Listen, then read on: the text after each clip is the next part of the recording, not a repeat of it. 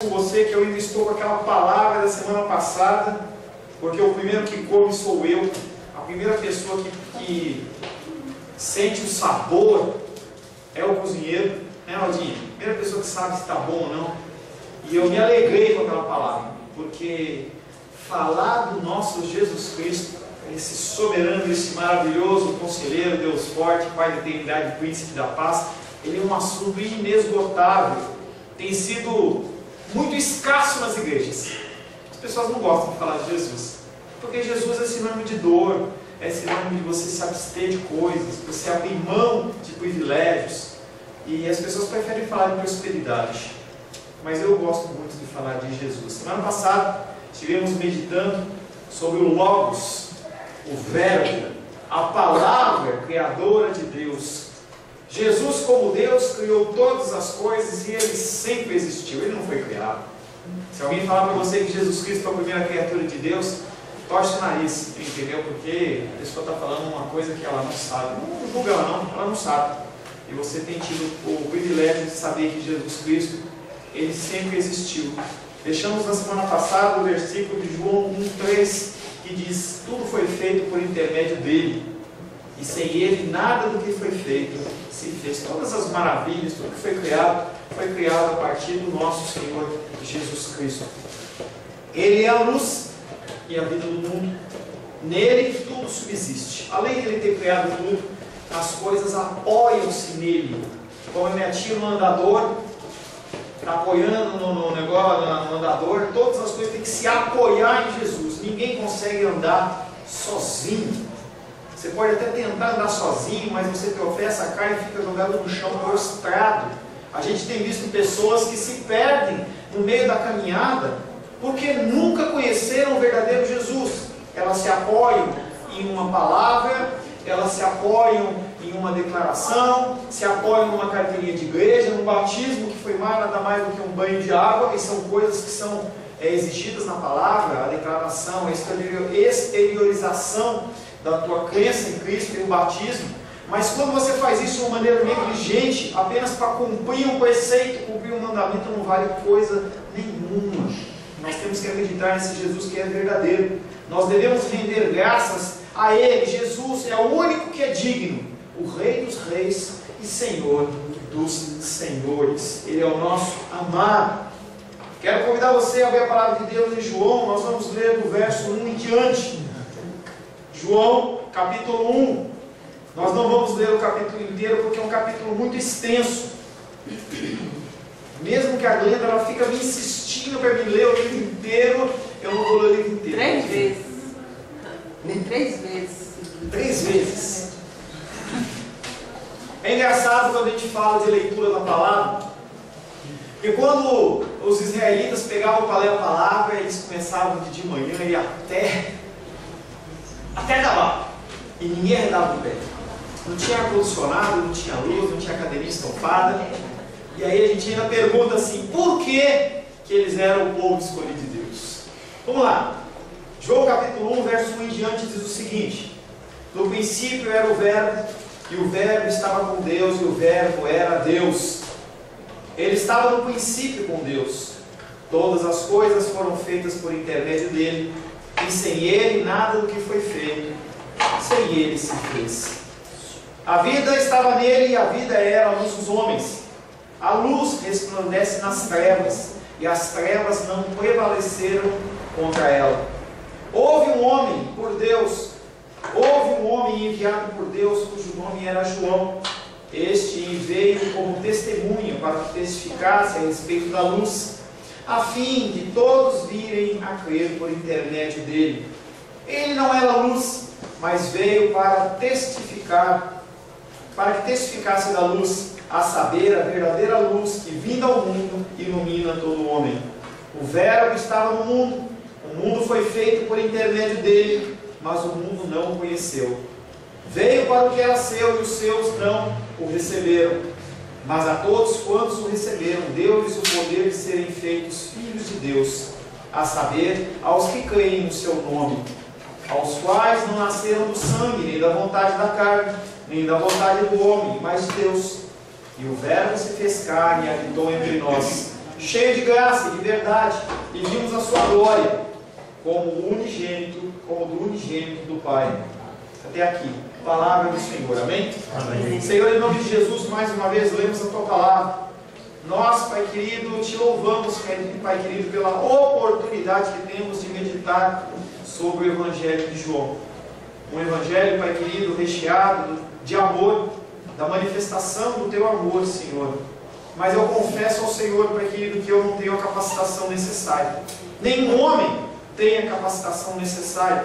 Apenas o teu Espírito Santo, agindo de misericórdia, ele usa instrumentos, Pai querido, nessa terra, para proclamar a tua palavra. Pai querido, me sinto, Pai querido, constrangido com esta missão, e peço que o teu Espírito Santo me capacite, Pai. Não permita, Pai querido, que eu envergonhe o teu Evangelho. Não permita, Pai querido, que eu venha trazer ensinamentos que não provêm da tua palavra. E sobre os meus irmãos e as minhas irmãs, como tenho pedido sempre, eu peço o Espírito de entendimento. E não sejam palavras, Pai querido, que apenas entrem por um ouvido e saiam por outro, mas que possam, Pai querido, fazer morada nos seus corações, gerando, Pai querido, frutos para a tua honra, para a tua glória e para o teu louvor. Amém? Amém. A palavra de hoje tem como título João Batista, o arauto de Deus. Nós vamos falar o que é esse arauto. E aí a gente vai perceber no versículo 6 e 7, nós vamos estar meditando 6, 7 e 8 hoje, que esses versículos, nesse especial, acontece algo meio diferente. Você vê que está vindo o evangelista João, ele está vindo fazendo um discurso, falando da grandeza de Deus, de soberania, que ele criou todas as coisas, de luz, e ele interrompe, ele dá um break, para falar de João Batista. Parece algumas pessoas olham para isso e falam assim, não teve alguma inserção posterior, porque a pessoa não pode estar vindo num raciocínio e depois mudar. Mas isso foi proposital, a gente vai estar falando sobre isso. Esse discurso sobre a divindade de Cristo, sobre a luz, sobre o poder de Cristo, ele retorna no versículo 9, que nós vamos tratar na semana que vem. Mas hoje nós vamos começar a falar um pouco sobre João Batista. Verso capítulo 1, verso 6. Houve um homem enviado por Deus, e o seu nome era João. João, mas não é o evangelista João, é João o Batista. Não é João Batista. Pastor, qual a diferença de João Batista para João o Batista? A diferença é uma. Quando você vê João Batista, você acha que Batista é o sobrenome dele. Não é. Batista, eu já falei isso aqui na escola dominical, Batista quer dizer aquele que batiza. Ele era uma pessoa que batizava. Quando você fala Jesus Cristo, é Jesus o Messias. Cristo não é o sobrenome dele. Maria Cristo, José Cristo, não. É o que ele fazia. As pessoas elas tinham esses nomes que faziam referência. Quando você vê Faraó, não é o nome dele. César não é o nome de César, está falando que ele é imperador. E no caso de João, ele é o Batista, era aquele que batizava. E ele batizava nas águas de arrependimento. O apóstolo João começa então a examinar a forma pela qual a palavra de Deus se manifestou em carne. E para que ninguém duvidasse que Cristo é o eterno Filho de Deus, ele declara que Cristo foi publicamente proclamado por um homem, em especial, João o Batista.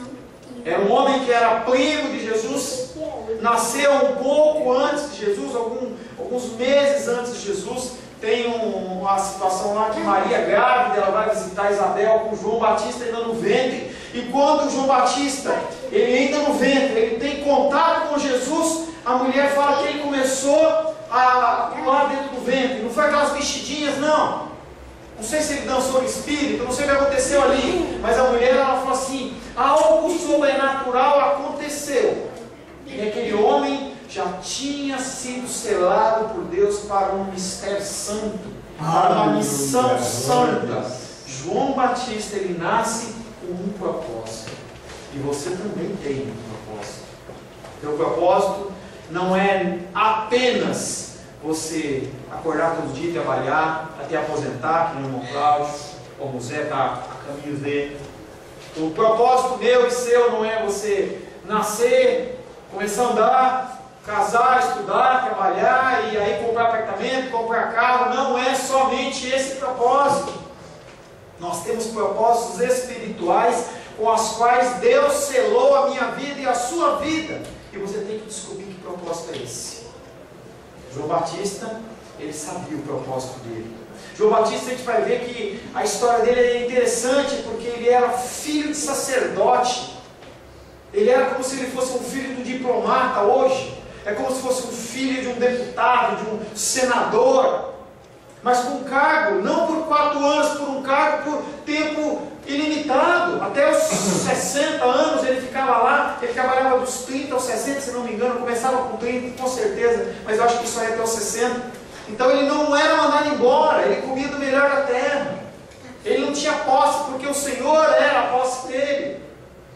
E ele nasce, podendo ter tudo isso nas suas mãos. Mas ele tinha um propósito. Ele sabia que ele tinha um propósito. Ele abriu mão de tudo para fazer a vontade do Pai. E a vontade do Pai é que ele fosse um homem enviado por Deus. E como eu dei o título hoje, um arauto. Um outro nome para esse arauto chama-se Atalaia. O nome mais conhecido, Atalaia, arauto. Quem é o Atalaia? Quem é o arauto? Será que são pessoas especiais? Será que são pessoas iluminadas? Será que não são pessoas que fizeram curso de teologia, fizeram pós-graduação no seminário nos Estados Unidos, andaram com grandes teólogos? Será que é esse tipo de pessoa? Pode ser, mas não necessariamente o é. Arautos, atalaias, somos eu e você. Ezequiel, tem vários textos que falam de atalaias e arautos, mas eu escolhi um especial, Ezequiel 33, em especial versículo 6, que diz: mas se o atalaia vir que vem a espada e não tocar a trombeta, e não for avisado o povo, e se a espada vier e abater uma vida dentre eles, este foi abatido na sua iniquidade, mas o seu sangue demandarei do atalaia. O que ele está falando aí? Ele te coloca num alto lugar. Cristo está no teu coração, ele te privilegia numa situação em que você não olha as coisas com olhos naturais, você vê as coisas com olhos espirituais. E a partir do momento em que você está vendo as situações, porque você é colocado num alto lugar, e você não alerta as pessoas das coisas que elas estão fazendo errada, que ela está andando por um caminho perigoso, mesmo que a pessoa esteja em erro, mesmo que a pessoa esteja em iniquidade, e ela morrer, o sangue vem sobre a sua cabeça. E isso é uma função dura do pastor, porque a gente vai olhar as pessoas e começa a ter afeição pelas pessoas. E às vezes você não quer chamar a atenção da pessoa, quer deixar correr a coisa. Mas uma das funções do pastor é trazer para perto, não para perto dele, mas para perto de Deus. Eu lembro que eu falei hoje de manhã, certa vez, minha tia falou que estava conversando com o pastor Abel, no gabinete dele, e aí ela chamou a atenção dele de alguma coisa lá, e ele falou assim: mas filha, eu vejo as ovelhinhas tão feridas, eu fico com uma dó de chamar aflição. O coração pastoral. Coração pastoral, mas entenda que nós temos que chamar atenção. Então, se eu vejo, não fica bravo comigo não, quando eu chamo a tua atenção. Fica não. Tá? Fica não. Não adianta dar língua para mim. Não fique bravo, entendeu? Porque eu tenho que chamar a tua atenção. Eu não posso ver você caminhando, não estou dando recado para ninguém não, tá? Eu conversei com algumas pessoas a respeito desse assunto. Não posso ver uma pessoa caminhando por um caminho que está afastando do Senhor e eu deixar ir. Eu não posso fazer isso. Eu não posso fazer isso. Eu tenho que alertar. O que a gente procura fazer aqui na nossa igreja é simplesmente falar a palavra de Deus. Eu corro, eu falo, mando WhatsApp, pergunto para as pessoas, está tudo bem? De novo esse cara me cobrando? De novo. E eu falo mesmo. Porque você tem a sua decisão a ser tomada. Nós temos tentado falar a verdade do Senhor aqui, mas você que tem que decidir se você vai usar a ferramenta ou não, se você vai fazer ou não. Não posso fazer nada por isso. A minha função como atalaia é simplesmente falar. Voltando ao texto, Cristo, ele não se contentou em simplesmente manifestar-se aos homens, mas quis se fazer conhecido mediante o testemunho e a pregação de João Batista. Melhor ainda, esse homem ele não levantou porque achou. E é uma coisa interessante, lá em São Paulo eu falava isso, eu ainda falo isso. Eu gosto de orar, gosto de dirigir reunião de ação, não tem problema nenhum com isso. Mas eu vejo a minha esposa com um dor específico em relação a esse tipo de coisa, em relação à intercessão. E eu sou mais ou menos o seguinte meio. Eu chego num lugar, ela também é assim, mas se eu chego num lugar e eu vejo que está precisando de ajuda, vejo uma pia cheia de louça, entendeu? E eu preciso ajudar, entendeu? Eu estou vendo que está precisando, necessidade, não precisa ninguém falar. Não precisa ninguém chegar para a pessoa e falar assim, faz isso, faz aquilo outro. Eu acho mais ou menos assim. Tem pessoas aqui que agem assim também. Nem o João entrou num momento aqui de comoção, ninguém falou para o Zé ir lá, ele foi lá, pegou um papelzinho, colocou aqui, falou amém, não tem problema, ele colocou aqui. Isso é espírito de doação de trabalho. E eu não tenho essa capacitação, mas eu vejo a coisa errada, eu vou e faço. E tem pessoas que elas são capacitadas a fazerem isso. E o Senhor não levantou João Batista, ou melhor, João Batista não se levantou sozinho. O Senhor o enviou. Isaías 43, lá atrás, centenas, talvez milhares de anos, não lembro de cabeça quanto está, mas acho que 800, 900 anos, não chega a milhares de anos, mas centenas de anos atrás do nascimento, ali daquela cena, Isaías 43 diz: vós do que clama no deserto, preparai o caminho do Senhor, endireitai no ermo vereda ao nosso Deus. E estava falando de João Batista, falando, João Batista, você vai ser aquela pessoa que vai carpir, vai passar o facão para o rei passar, não é para você passar, você vai preparar e você vai estar lá no deserto. João Batista era uma pessoa que vivia no deserto, comia gafanhoto e mel silvestre, e tomava água, claro, entendeu? Mas ele não tinha regalias com alimentação, sendo que a família sacerdotal tinha a melhor carne, tinha as melhores coisas para se comer, mas ele se absteu, porque o comando dele é que ele tinha que vir do deserto, cumprimento profético na vida desse homem. À primeira vista parece estranho. Para que Jesus Cristo, esse que nós falamos na semana passada, que é o Criador, é o poderoso, é o Verbo, é a voz, e a gente não vai cansar de falar adjetivos do nosso Deus, Alfa, Ômega, princípio, fim, todo poderoso, o Senhor de dias, varão de dores. Você vai falar a Bíblia inteira, porque tudo reflete Cristo. Para que esse homem precisa de João Batista? Para que esse homem precisa de João Batista? Esse testemunho não foi ordenado por causa de Cristo, mas foi ordenado por minha causa e sua causa. É mais uma pessoa testificando, é mais uma pessoa declarando: Ele é Jesus o Cristo, Ele é o Messias, Ele é o Messias. A gente, para que precisa de mim aqui? Você poderia muito bem na sua casa estudar a palavra, e o Espírito Santo que habita em mim, habita em você, ia te dar a direção. Mas o Senhor fala que tem pessoas que dirigem o rebanho. Eu não sou o bom pastor. O bom pastor é Cristo. Eu sou uma pessoa pecadora, que erra, que sou falho. Se você ouviu falar uma coisa que não é de Deus, não siga só porque eu estou falando. Mas Ele não. Ele não é. E Ele designa pessoas na terra para cumprir esse propósito santo, que é um privilégio. Eu tenho falado isso todas vezes, é um privilégio. Sebastião e eu, privilégio. João 5,34 diz: eu, porém, não aceito humano testemunho, o testemunho humano. Digo-vos, entretanto, essas coisas para que sejais salvos. O Senhor, Ele não precisa de testemunho humano, mas Ele usa os homens. Ele poderia usar os anjos, mas Ele quer usar os homens. Ele é soberano, Ele faz como Ele quer. E Ele exigiu, Ele demandou, Ele comandou que João Batista fosse aquele que abrisse o caminho do Senhor. Aleluia. Se porventura alguém tentar contradizer, dizendo que o testemunho humano é frágil, para comprovar que Cristo é o Filho de Deus, a solução também é fácil. João Batista não é citado como uma testemunha em particular, ele é chamado como uma pessoa, como o mais importante nascido de mulher.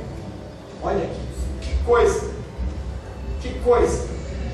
De todos os homens que nasceram do ventre de mulher, João Batista foi o cara mais especial.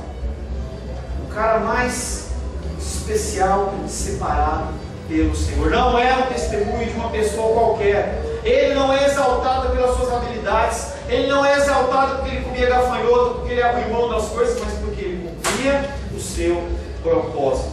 Ele veio como embaixador de Deus. Você também é um embaixador de Deus. Porque naquela época, João Batista ele era uma pessoa que era a voz do que clama no deserto. Hoje quem tem que clamar no deserto é você. Porque Jesus Cristo está voltando, a gente canta. Jesus está voltando e Ele está voltando. Nós temos falado nas manhãs. Quem tem acompanhado a escatologia, Jesus Cristo está voltando. E quem tem que ser a voz que clama no deserto, quem tem que ser os João Batistas de hoje, é eu e você. Aleluia. Você não precisa fazer teologia para isso. Fala o que Deus tem agido na sua vida. E esse homem, com todo esse quadro, ele era humilde. Ele era uma pessoa que ele não se engrandecia. Ele não atraía as pessoas para ele. Ele era uma pessoa que atraía, mas sempre apontando para Cristo. João 3,30 diz que ele falava: convém que ele cresça e eu diminua. E aí eu vou judiar de duas pessoas. Vem cá, João. Vem cá, Gabriel. Vai, Gabriel. Vem cá, Gabriel. Vem cá, João. Não, fica em pé, fica em pé, fica em pé. Vem cá, vem cá, vem cá, vem cá. Lê esse texto aí. O que está escrevendo, João? Deixa eu ajudar a colocar uma fonte maior, você tem mais idade. Tá valendo? Não.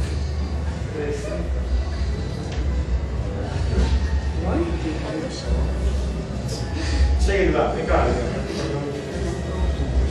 Consegue ler aí, não?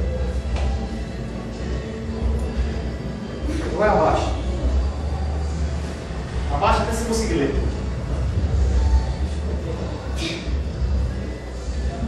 Lê, fala. João 3, vem que cresça e diminua. Quem diminua? Você não leu, não. Convém que ele cresça. Que eu diminua.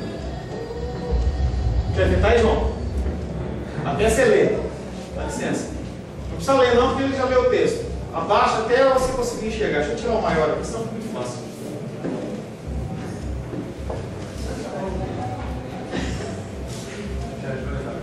Gente, convém que ele cresça e nós diminuamos. Isso aí era uma coisa. Pode sentar, obrigado. Tinha um reitor de uma grande faculdade, eu não lembro se era Harvard ou se era uma Mackenzie aqui em São Paulo, não lembro direito, mas o testemunho é verdadeiro. E esse homem, ele assumiu, ele era o deão da faculdade.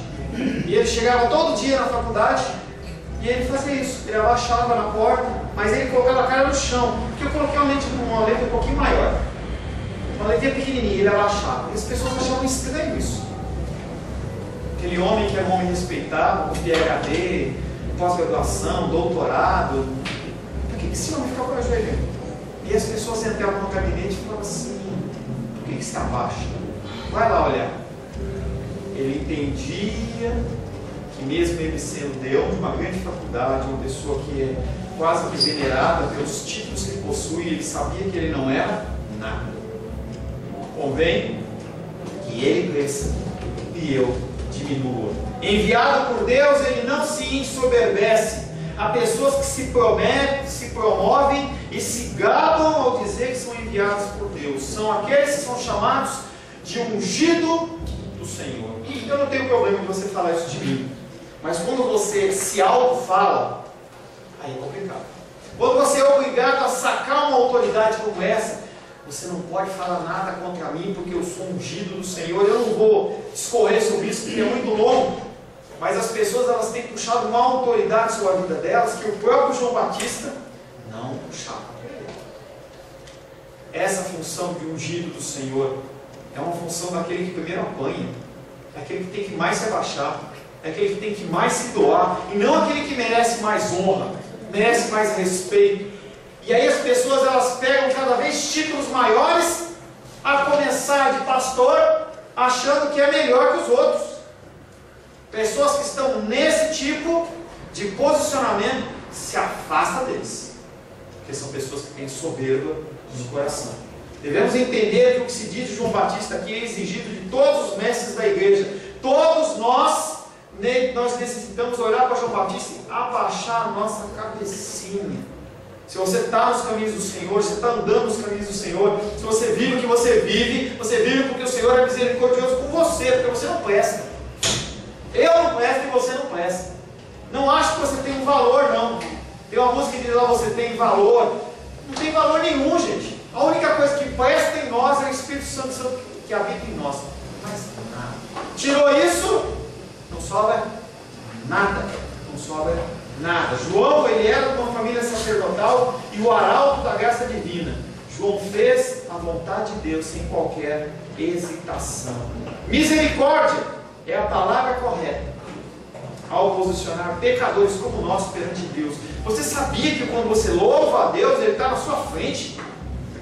Sabe que isso aí é misericórdia dele, de você não ser consumido? De você levantar as mãos aos céus e você dizer santo?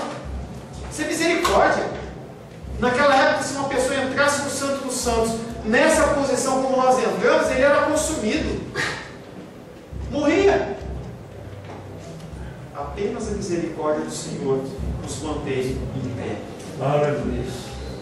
João capítulo 1, verso 7 diz o seguinte: Este, João Batista, veio como testemunha para dar testemunho da luz, a fim de que todos crescem por meio dele. O propósito de João é preparar a igreja para a chegada de Cristo. Ao convidar todos a vir a Cristo, ele mostra que não vieram por sua própria causa. Ele não era luz e sabia disso. E fazia questão de não ofuscar a glória de Deus. E hoje os líderes acham que não. Primeiro eu. Contava hoje pela manhã que o pastor Jonas lá de São Paulo deu um exemplo uma vez que ele chegou numa igreja para pregar. E aí o pastor, era um culto noturno. Quando foi na hora do pastor, acabou o louvor, começou a tocar os tambores, apagou a luz, ligou os holofotes e o pastor saiu de trás assim, um negócio parecia um Vingador do Futuro. Saiu aqui assim, aqueles holofotes nele como se ele fosse o Mega. Pessoas chegam nos cultos, chegam em grandes celebrações de helicóptero, como se fosse uma pessoa especial. Chega de helicóptero, parece Papai Noel. As pessoas adoram isso. As pessoas que fazem e as pessoas que estão sentadas adoram isso. João Batista não faz isso não. Ele foi comissionado pelo Todo-Poderoso, e isso colocava ele na posição de Moisés, na posição de profetas. Era um cargo muito sério, muito forte. Obediente à sua comissão, ele veio como uma testemunha para testificar a respeito da luz. Há muitas outras testemunhas a respeito de Cristo. Mulher samaritana, aquele lá que era o endemoniado gadareno, os milagres do Senhor, o Espírito Santo testifica de Jesus Cristo, até o próprio Pai testifica de Jesus Cristo. Gravou? Gravou?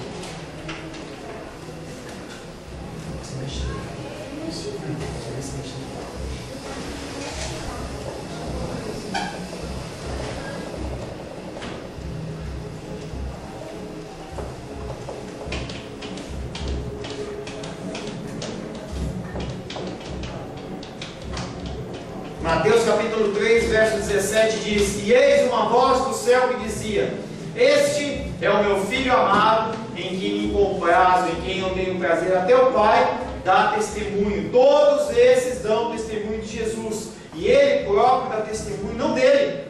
Ele dá testemunho da verdade, em concordância com o Pai. Não tinha nada que Cristo fazia sem estar em concordância com o Pai. O propósito do testemunho de João Batista era que todos os homens pudessem crer.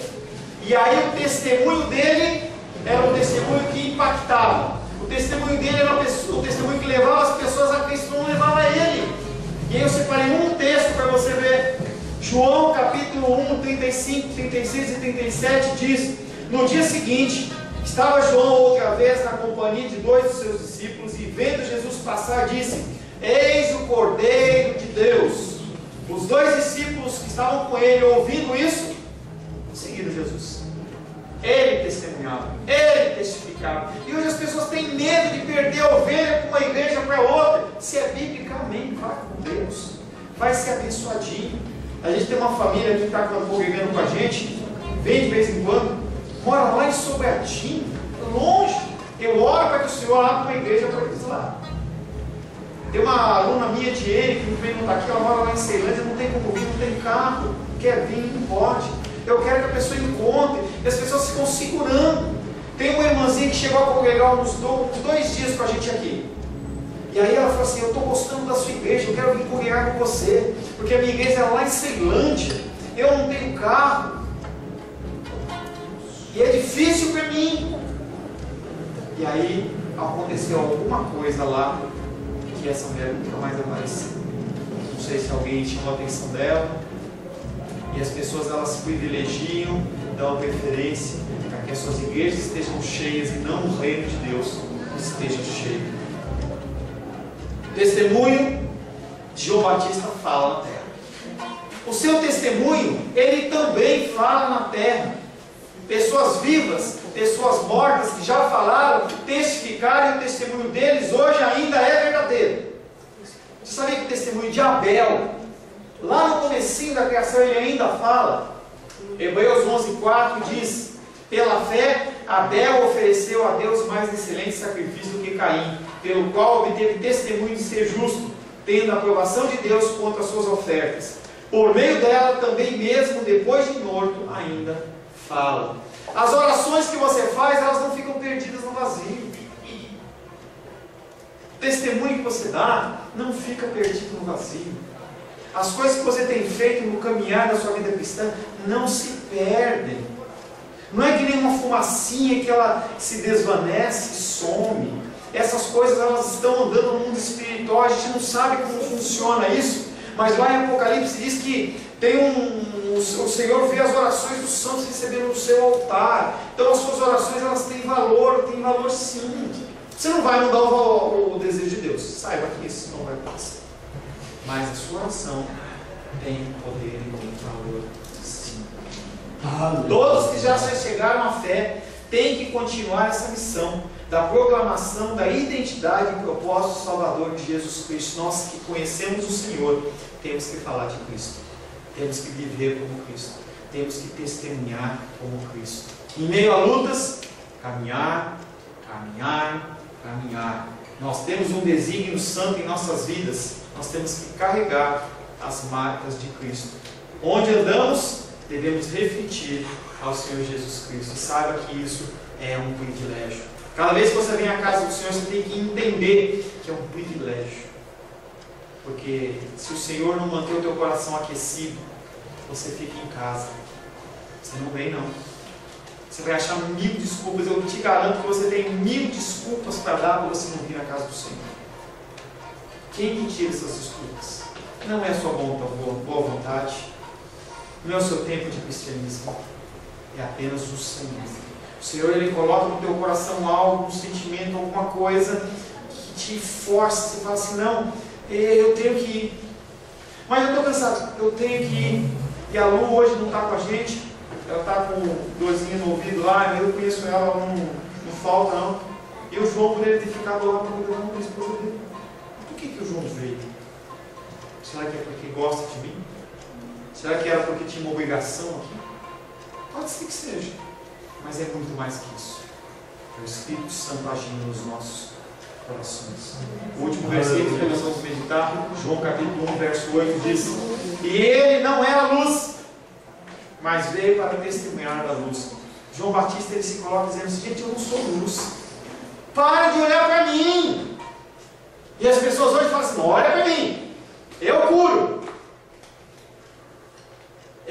Sou uma pessoa que faz diferença.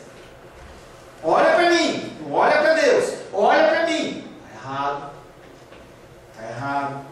João Batista fala, ele não era luz, mas veio para dar testemunho da luz. Numa forma, digamos assim, numa construção negativa, o evangelista afirma que João Batista não era luz, provavelmente para refutar um grupo de pessoas que sustentavam que João Batista era o próprio Deus.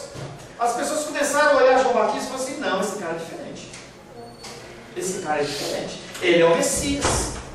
Ele é o Messias. Tem um texto, abre a tua palavra, Atos capítulo 19, versos de 1 a 7. Atos 19, versos de 1 a 7.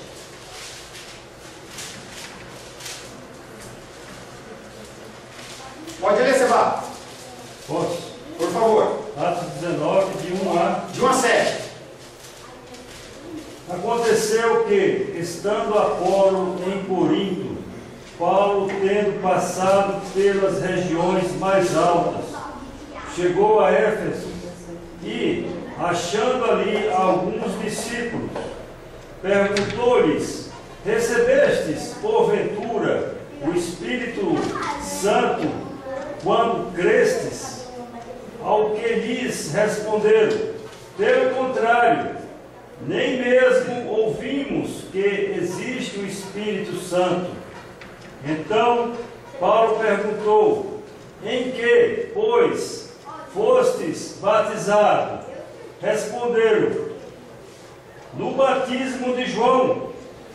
Disse-lhes Paulo: João realizou o batismo de arrependimento, dizendo ao povo que cresce naquele que vinha depois dele, a saber, em Jesus.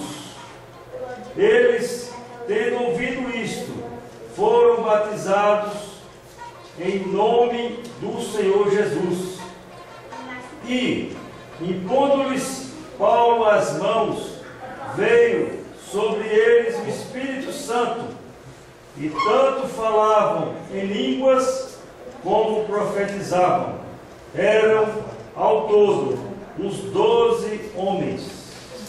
E aí você tem que entender esse contexto rapidamente, não vou entrar no fundo, mas basicamente Paulo está fazendo a caminhada missionária dele e ele encontra um grupo de homens. E ele começa a falar das coisas do reino e simplesmente aquelas pessoas falam assim: sei não conheço isso não, eu conheço só o batismo de João. Para eles, João Batista era o Messias. Não está explícito, mas está implícito. Os homens que estão aí, eles não conheciam o batismo de Jesus, eles não conheciam o batismo com o Espírito Santo, eles não conheciam nada. Eles fixaram-se apenas em João Batista. Como tem homens atrás de homens hoje. Como tem homens atrás de homens hoje. Alguns se apegaram a ele de forma tão extremada que chegaram a achar que ele era o próprio Messias. A mesma coisa que você ficar tão fascinado com o nascer do sol que você não olha para o sol. Aquela aurora, aquela coisa bonita, né? Você vê e começa a nascer um negócio bonito durante o dia. Não, nasceu o dia. E a pessoa não olha para o sol. Ela não está preocupada com o sol, ela está tão encantada com aquela aurora, com aquele nascer do sol, que ele fala assim: que coisa linda. Era o que eles estavam fazendo com João Batista. Uma pergunta para você: você é luz? Você é luz ou você é trevas? Não precisa responder, isso é uma coisa para você. Você é luz ou você é trevas? Você sabia que não tem no reino espiritual café com leite? Aquele que é mais ou menos, aquele que é em cima do muro, aquele que é o Maria vai com as outras. No mundo espiritual não tem isso. Ou você é, ou você não é. Ou é sim, sim, ou é não, não. Ou você é luz ou você é trevas. Você tem que decidir em que lado você está. Porque muitas vezes você tem agido como trevas. Diz o Senhor, não Paulo, pastor. Você tem analisado sua vida? Você tira um tempo na sua semana para você ver o que você tem feito, o que você tem deixado de fazer? Não, pastor, mas eu fui batizado. Não quer dizer coisa nenhuma. Eu tenho carteirinha de igreja, eu dou o dízimo, eu frequento. Não quer dizer coisa nenhuma. Se você é trevas e você tem vindo na igreja e você não vai mudar e você vai continuar com esse coraçãozão duro, é melhor você viver no mundo. Tem certa feita na Bíblia, diz que Elias estava confrontando os profetas de Baal. Eram homens que adoravam outros deuses. E ele olha para aqueles homens, povo de Israel, e fala assim: vocês acreditam em Deus?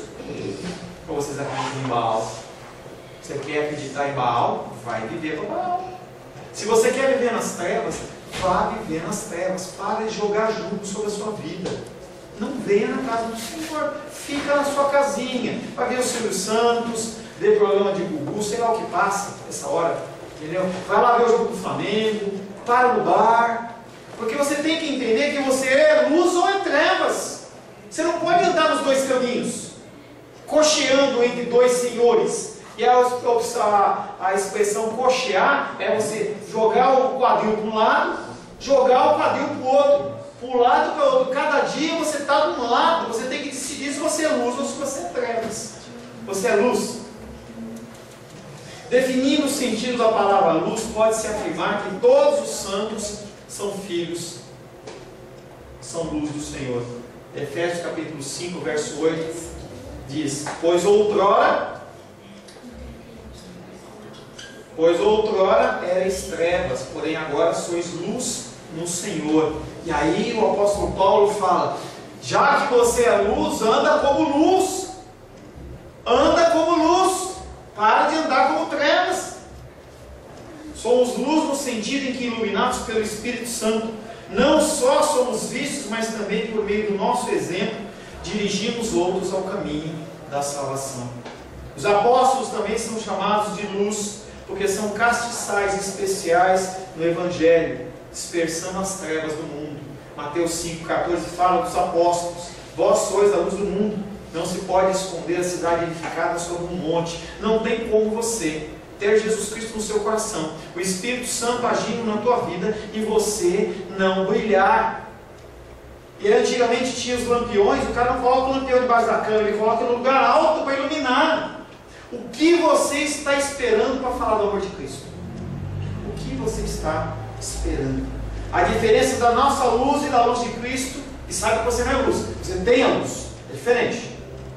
A diferença entre da nossa luz e a luz de Cristo é que Ele é a fonte. Dele emana toda a fonte de luz, porque tudo foi criado por Ele, para Ele e por intermédio dele. Ele é a única e eterna fonte de iluminação. E na glória, na cidade celestial, lá em Apocalipse 22:5 diz: então já não haverá noite, nem precisam eles de luz de candeia, não precisam de luz de lampião, nem da luz do sol, porque o Senhor Deus brilhará sobre eles e reinará pelos séculos dos séculos. Amém. João Batista, um homem nascido de ventre de mulher, chamado por Jesus Cristo como o maior. Ele nunca ousou atrair outros a si mesmo. Ele sabia que ele era apenas uma ferramenta e que ele tinha o privilégio de ser usado por Deus. Pessoas hoje pensam que são a luz e com títulos suntuosos atraem pessoas para si e para os seus ministérios. Nós temos que nos humilhar debaixo da potente mão de Deus. E como João Batista, nós temos que declarar: convém que ele cresça e eu diminua. Feche seus olhos. Senhor Deus, agradecemos pela palavra de hoje, Senhor. Nós temos nos inflado, nos inchado no nosso próprio ego, Deus. Nós achamos que nós somos melhores, nós achamos que nós somos especiais, que o Senhor nos escolheu porque há algo de bom na nossa vida. Nós achamos que nós somos escolhidos porque nós somos bons pais, porque nós trabalhamos, porque nós não andamos jogados na rua, não bebemos, não fumamos, não usamos drogas. Nós achamos que nós somos melhores, mas na verdade, Pai querido, a palavra que manda, a palavra que comanda as nossas vidas chama-se misericórdia. Essa palavra de hoje, Pai querido, vem falar de um homem, João Batista. Um homem, Pai querido, que abriu mão de tudo para cumprir o seu desígnio e o seu propósito. Nós também queremos, Pai querido, cumprir o propósito do Senhor. Para isso nós precisamos do Teu Espírito Santo mais e mais. Dirige-nos, Pai, no caminho. Dirige-nos, Pai querido, nas decisões. Dirige-nos, Pai querido, para que nós possamos caminhar em direção ao alvo. O alvo que chama-se Jesus Cristo. Sem o Senhor, Pai querido, como Moisés falou no livro de Êxodo, não nos faça sair desse lugar se a presença do Senhor não for conosco, Pai. Entregamos a nossa vida nas tuas mãos, em nome de Jesus. Amém. Glórias ao Senhor. Se tiver uma dificuldade, o João e o Gabriel, que era que eu cresça, que ele cresça e eu diminua. Coloquei numa fonte número 4, dei uma judiada, e eles tiveram uma dificuldade, realmente tiveram que se prostrar. Como João Batista, a gente tem que se prostrar e reconhecer a soberania, o governo, a direção, o poderio do nosso Senhor Jesus Cristo. Ele, João Batista, um homem que, enviado por Deus, foi designado para preparar o caminho do Senhor na sua primeira vinda. Ele não buscou a sua glória, mas ele buscou diminuir. Ele não buscou a luz dos holofotes, ele não buscou brilhar, mas ele buscou cumprir o propósito dele, que era apenas apresentar a vinda do Salvador. O versículo da semana passada que ficou, e hoje o projetor não está ajudando muito.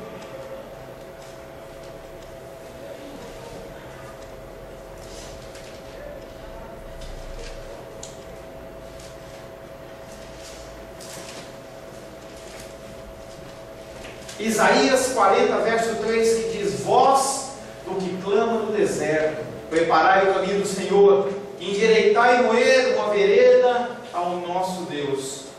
Você sabia que nós somos chamados, como João Batista, para preparar o caminho do Senhor para a sua segunda vinda?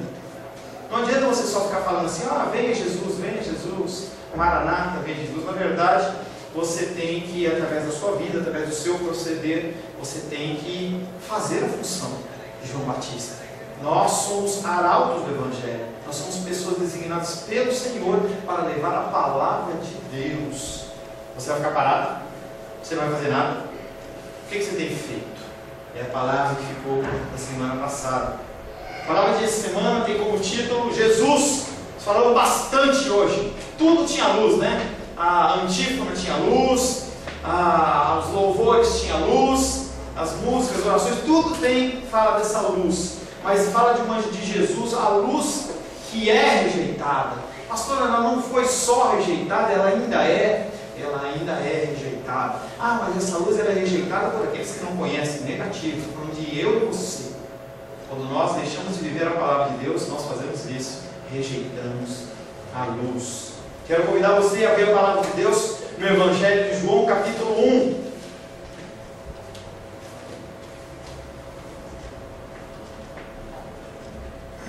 Evangelho de João, capítulo 1, verso 1 em diante. No princípio era o Verbo, e o Verbo estava com Deus, e o Verbo era Deus. Ele estava no princípio com Deus. Todas as coisas foram feitas por intermédio dele, e sem ele nada do que foi feito se fez. A vida estava nele, e a vida era a luz dos homens. A luz resplandece nas trevas, e as trevas não prevaleceram contra ela.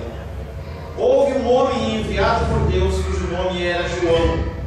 Este veio como testemunha para que testificasse a respeito da luz, a fim de todos virem a crer por intermédio dele. Ele não era luz, mas veio para que testificasse da luz, a saber, a verdadeira luz que, vinda ao mundo, ilumina todo homem. O Verbo estava no mundo, o mundo foi feito por intermédio dele, mas o mundo não o conheceu. Veio para quem era seu, e os seus não o receberam. Mas a todos quantos o receberam, deu-lhes o poder de serem feitos filhos de Deus, a saber, aos que creem no seu nome, os quais não nasceram do sangue, nem da vontade da carne, nem da vontade do homem, mas de Deus. E o Verbo se fez carne e habitou entre nós, cheio de graça e de verdade, e vimos a sua glória, glória como do unigênito do Pai. Palavra do Senhor, amém? Senhor, em nome de Jesus, nós lemos a Tua palavra que é viva e eficaz, a Tua palavra que é luz para os nossos caminhos, Pai. Nós dependemos da Tua palavra, nós dependemos, Pai querido, do Teu Espírito Santo. Queremos consagrar este dia, esse tempo de louvor e adoração ao Senhor, Pai. Pedimos que o Senhor possa nos iluminar nesta noite.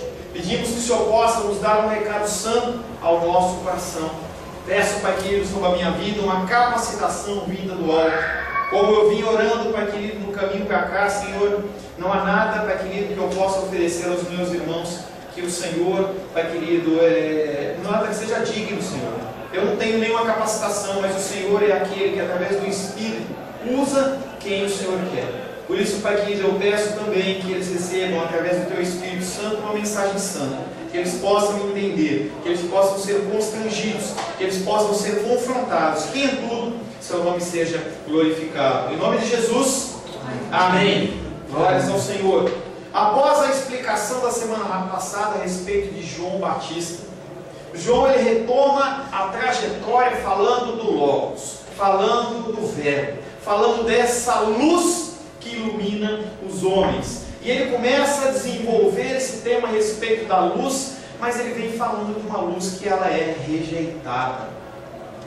Engraçado, quando você fala das coisas que estão perto, as pessoas parecem que não dão valor. A palavra de Deus diz que profeta na sua casa não tem valor.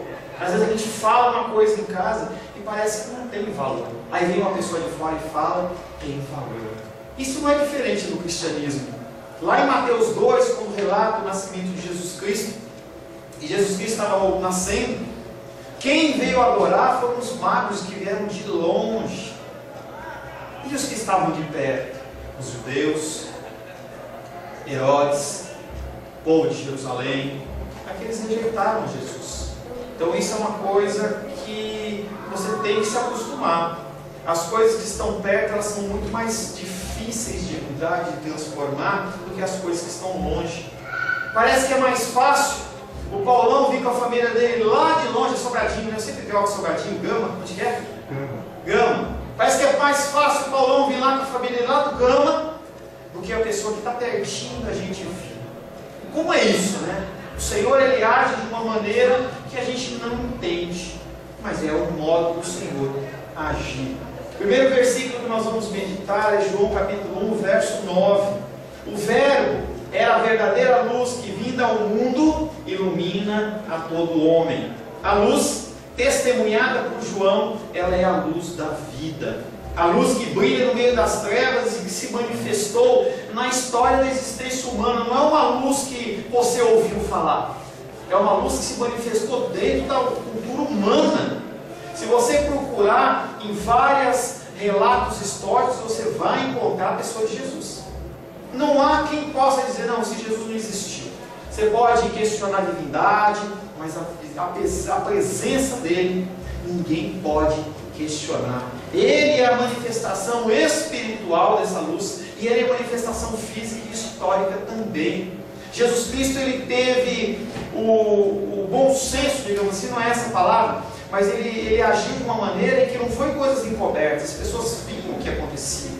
Quando ele multiplicou os pães, ele multiplicou com um grupo lá de 15 mil pessoas. Quando ele ressuscita para um grupo que fala-se de em torno de 500 pessoas, mas normalmente se contavam apenas o cabeça, só ser o homem da casa. Então a gente pode falar em 2.000, 3.000, 4.000 pessoas que tiveram contato com aquilo, foram as pessoas que ouviram de primeira mão. Que isso, Jesus Cristo voando? Não, que isso não existiu. Fala com fulano que ele estava lá. Esse Jesus Cristo nosso é um Jesus Cristo histórico, um Jesus Cristo verdadeiro. Ele existe, não é uma coisa que veio só da cabeça de alguém. Ele é a manifestação espiritual histórica, contida quando? Será que foi há 2015 anos atrás? Não. Antes da fundação do mundo, esse Jesus já existia. Ele já era a luz. Lá em Gênesis ele era a luz, ele é a sabedoria, ele estava no princípio com Deus. Jesus Cristo, ele sempre fez parte de tudo, porque tudo foi feito por meio dele e através dele. E ele ilumina o caminho dos homens. Salmo 119, 105 diz que ele é lâmpada para os meus pés, é a tua palavra, e luz para os meus caminhos. Luz. Nós andamos num mundo que é imerso em trevas. Se você não tiver a palavra de Deus para guiar os seus caminhos, você está perdido. Você anda por caminhos errados e acha que está certo. E o engano está sendo disseminado por aí nas igrejas, por pastores, por líderes. Eu não estou falando de macumbaísmo, espiritismo, nem nenhuma seita. Eu estou falando para você de cristãos que estão vendendo uma coisa que não existe. O jovem tem sido, nessa geração de jovens agora, está sendo morta. Esse pastor obstinado, cerviz dura, que anda por um caminho que não é bom, seguindo as suas inclinações. Esse povo que sem cessar me provoca abertamente. É isso que você tem feito, provocado a ira de Deus abertamente, na sua vida, no seu casamento, no seu trabalho. Você provoca a ira de Deus. Jeremias capítulo 7, versos 25 e 26 diz: desde a época em que os seus antepassados saíram do Egito até o dia de hoje, dia 31 de maio de 2015, eu lhes enviei os meus servos, os profetas. Você tem ouvido a palavra de Deus? Você tem ouvido a palavra de Deus, dia após dia, mas eles não me ouviram, nem me deram atenção, antes tornaram-se obstinados e foram piores do que os seus antepassados. Assim diz o Senhor para você e para mim. Como é que você vai fazer? Como é que você vai lidar com isso? Você vai fugir da luz? Não, o pastor estava nervoso. O pastor ele não estava muito carinhoso. Então eu vou fugir. Essa palavra eu deleto. Eu não vou falar isso. Não entendi nada. Eu quero falar de amor. Eu quero falar de sinceridade. Eu quero tranquilidade. O projeto de Deus era que Jesus fosse morto e crucificado. Mas isso não nos isenta da nossa responsabilidade. Hoje nós passamos pelo mesmo crivo, pela mesma palavra, pelo mesmo julgamento. Você tem endurecido o coração na palavra de Deus? Ou você tem seguido os caminhos do Senhor? Feche seus olhos.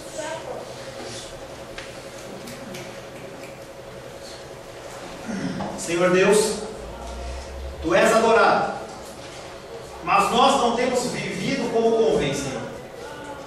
Quando nós olhamos para a Tua palavra, olhamos para a Tua luz e confrontamos os caminhos que temos andado, só podemos testificar que o Senhor é paciente, que o Senhor é longânimo. Nós, para aquilo, temos tempo de caminhada cristã, mas mesmo assim, nós não mudamos o nosso comportamento, nós não mudamos o nosso discurso, nós não somos luz no meio das trevas, Pai. Nós somos muito mais pedras de tropeço do que qualquer outra coisa. Queremos ser mudados, queremos ser transformados e sabemos que temos parcela de responsabilidade nisso, Pai. Pai, que Ele nos incomoda, através do Teu Espírito Santo, a sermos, Pai, que os servos do Senhor, cada vez mais como vasos de honra na Tua casa. Pedimos a Tua direção. Queremos glorificar e exaltar através das nossas vidas. Em nome de Jesus, tem misericórdia de nós. Amém.